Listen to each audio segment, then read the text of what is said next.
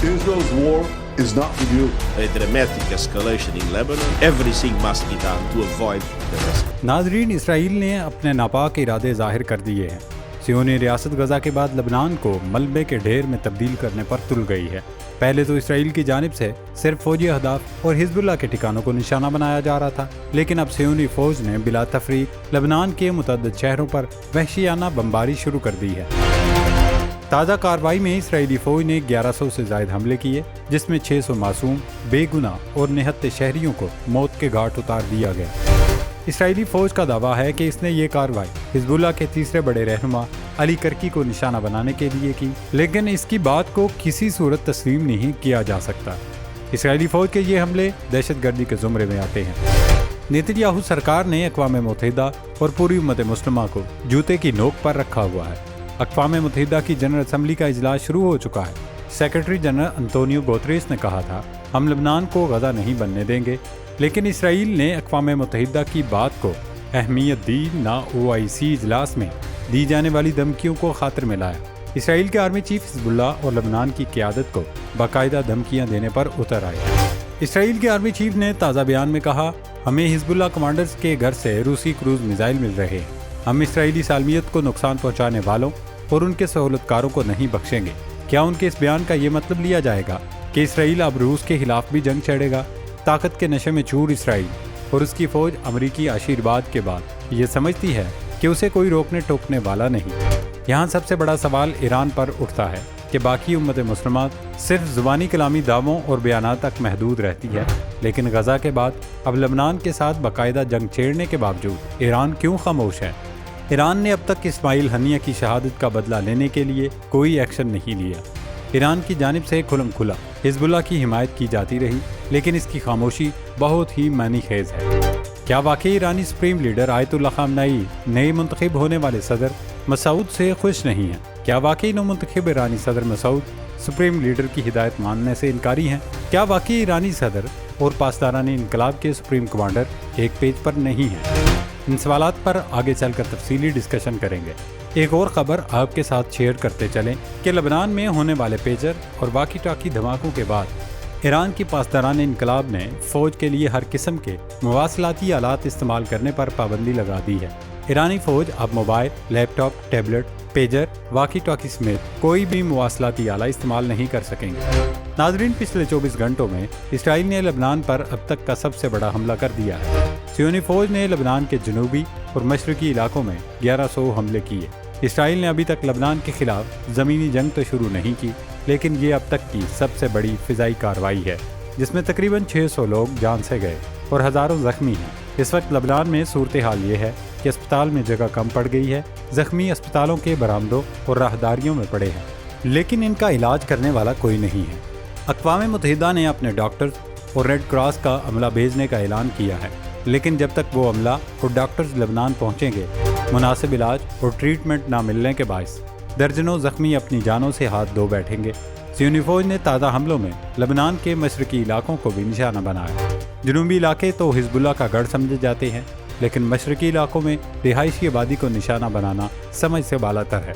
अलबका समेत लबनान के मशरकी अजला पर की जाने वाली वहशियाना बमबारी का मकसद शायद वहाँ से लोगों का इनखला और खौफ व हरास पैदा करना हो, क्योंकि अभी तक इसराइली फ़ौज लबनान में अपने अहदाफ हासिल नहीं कर सकी थी। एक साथ 4000 पेजर और वाकी टाकी फटने के बाद भी लबनान में अगले रोज़ मामूलात ज़िंदगी रवां दवां थी। शायद इसीलिए इसराइली फ़ौज ने अब बेगुनाह शहरियों पर बम गिराना शुरू कर दिए, ताकि लोगों में खौफ पैदा करके निज़ाम ज़िंदगी को मफलूज कर दिया जाए। सियोनी फ़ौज ने बालबक के इलाकों में देहात को निशाना बनाया, जिसके नतीजे में हर तरफ आग लग गई, जिसे कोई बुझाने वाला न था, और दर्जनों लोग जिंदा झुलस कर मर गए। सियोनी फौज ने रिहायशी आबादी के अलावा रेस्टोरेंट, इमारतों, गाड़ियों और इंफ्रास्ट्रक्चर को निशाना बनाया। इसराइली एयर स्ट्राइक के बाद लबनान से बड़े पैमाने पर नकल शुरू हो गई। वहशियाना बमबारी के बाद इस हद तक खौफ व हरास फैल गया है कि अक़वाम मुत्तहिदा की अमन फौज ने भी अपने सिविलियन मुलाजमीन को जनूबी लबनान छोड़ने की हिदायत कर दी है। इसराइली फ़ौज की जानिब से बैरूत में हिजबुल्लाह के अहम तरीन रहनुमा को निशाना बनाने का दावा किया गया।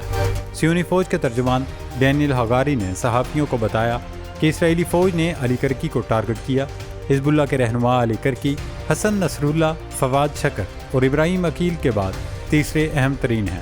علی کرکی کو بیروت کے جنوبی مضافات میں اسرائیلی حملے میں نشانہ بنایا گیا تھا۔ علی کرکی کو پارٹی میں اعلیٰ ترین فوجی کمانڈر سمجھا جاتا ہے۔ حسن نصر اللہ نے فواد شکر کے بعد ان کا تقرر کیا تھا۔ فواد شکر 30 جولائی کو اسرائیلی حملے میں شہید ہو گئے تھے۔ علی کرکی لبنانی جماعت کے جنوبی محاذ کے رہنما تھے اور تل ابیب نے اس سال فروری میں النبطیہ شہر میں ایک کار کو بم سے اڑا کر ان کو قتل کرنے کی کوشش کی تھی، لیکن وہ نشانہ بننے والی کار میں نہیں تھے۔ حزب اللہ کی جانب سے جاری کیے گئے بیان میں کہا گیا کہ اسرائیلی حملے میں اس کے کمانڈر علی کرکی محفوظ رہے، اب وہ محفوظ مقام پر منتقل ہو گئے ہیں۔ اسرائیلی حکومت کے جواب میں لبنانی تنظیم نے بھی اسرائیل پر راکٹ داغے۔ العربیہ کے مطابق لبنان کے جنوبی علاقوں سے اسرائیلی دارالحکومت تل ابیب سمیت متعدد شہروں کو نشانہ بنایا گیا۔ اسرائیلی حکومت کے ریڈیو نے بھی تصدیق کی ہے کہ حزب اللہ کے حملوں میں بڑے پیمانے پر تباہی ہوئی۔ العربیہ کے سوشل میڈیا پیج پر جاری کی گئی ویڈیو میں دیکھا جا سکتا ہے کہ حملے کے بعد تل ابیب میں سائرن بجائے گئے اور لوگ افراتفری میں یہاں وہاں بھاگنے لگے۔ اسرائیلی میڈیا کے مطابق الشجر اور المناظر میں سیونی فوجی ہیڈ کوارٹر کو نقصان پہنچا اور 5 اسرائیلی فوجی زخمی ہوئے۔ جب اسرائیلی میڈیا اعتراف کر رہا ہے کہ ہیڈ کوارٹر کو نقصان پہنچا اور 5 فوجی زخمی ہوئے، اس کا مطلب ہے کہ وہاں بڑے پیمانے پر تباہی ہوئی ہے، جبکہ ہلاکتوں کی تعداد بھی کافی زیادہ ہے۔